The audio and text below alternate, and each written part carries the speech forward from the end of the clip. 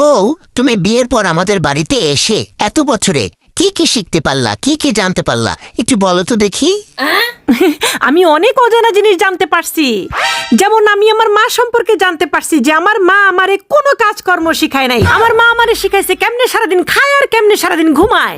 আমি আমার বাপ সম্পর্কে জানতে পারছি যে আমার বাপ আমাকে কোনো আদব কায়দা শিখায় নাই। আমার বাপ আমাকে অতি আদর দিয়ে একটা বাদরে পরিণত করেছে। আমি আমার বড় বোন সম্পর্কে জানতে পারছি যে আমার বড় বোন আমাকে সারাদিন ফোন দিয়ে খালি সংসার ভাঙার তন্ত্র মন্ত্র দেয়। আমি আমার ছোট বোন সম্পর্কে জানতে পারছি যে আমার ছোট বোন সারাদিন কেমনে দুলাভাইয়ের পকেট কাটা যায় সেই বুদ্ধি দেয়। আমি আমার বড় ভাই সম্পর্কে জানতে পারি যে কেমনে বোনের পকেট থেকে লাখ লাখ টাকা নিয়ে বড় ভাইকে ব্যবসা করানো যায়, এই বুদ্ধি আমার বড় ভাই আমারে দেয়।